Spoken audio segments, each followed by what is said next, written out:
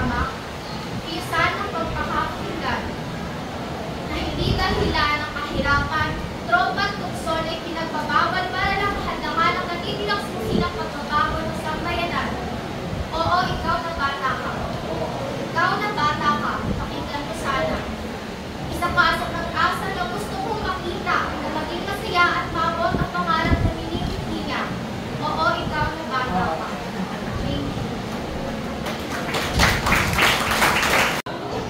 Ang kabataan bilang pundasyon ng pagbabago.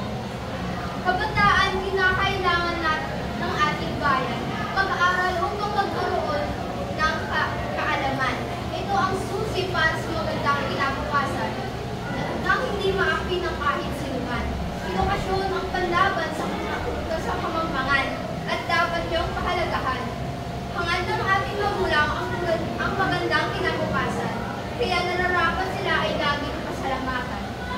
Pangarap ay makakamtan kung nagsusumikap, maging mapagsuri sa mga bagay na kailangan. Ang takbo ng ating buhay ay may kahiwagaan. Kabataan, tamang daan ang iyong turuan. Kabataan, mahalin mo ang iyong bayan. Sa lahat ng oras ay maging huwaran. Pagtulong sa kapwa sa iyo ay inaasahan. Kabataan, ang dangal at pag-asa ng sambahayan natin. Pagbabago. Sa mga balat na may hawak ng lapis at panulat, isang kwento ng pagbabago ang ating bubukas.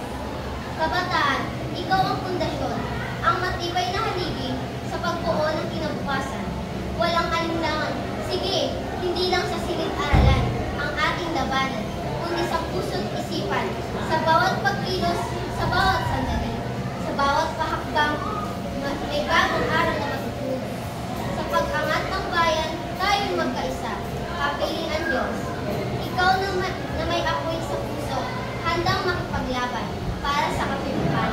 Ikaw na may paninindigan, handang tumulong sa kapwa sa bayan sa ating kinabukasan. Huwag matakot sa pagbabago, yakapin ang hamon, ipakita sa mundo ang inyong galing, ang inyong tapang. Kabataan, kayo ang pag-asa, kayo ang susi sa pagbabago, kayo ang pundasyon ng isang bagong Pilipinas, isang bansang malaya, maunlad at may pag-asa.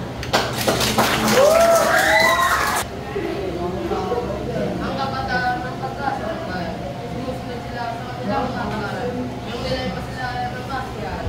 Libreng edukasyon sa mga bata gusto bumangon, nang sa kahirapan tayo mag-aaral. Mag-aaral na mabuti para sa kanilang kinabukasan, para makasama sa kanilang pagkatuwaan, para sa katukoy na iyong kalaktakan.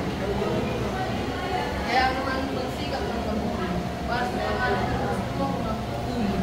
Pangarap ko hindi ako magsisisi, dahil sa bandang uli ako ay pag-aaral.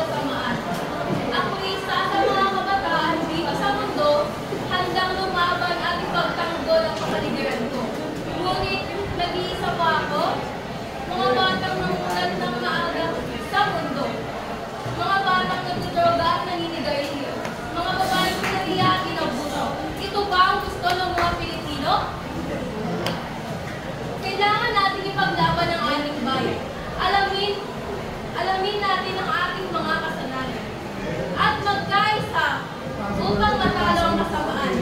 Handa na ba kayong tumulong? Handa ba kayong iwagayway ang bandila ng mga kabataan? Kung kayo'y handa na, tayo nang magsimula. Una ang ating karapatan, sunod ang ating bayan, suportahan ng isa't isa upang makalimutan ang masalimuot na nakaraan. Isipin ang hinaharap at kinabukasan at manatili sa kasalukuyan. 10 balaktan. Ako na. Wato panul dendam.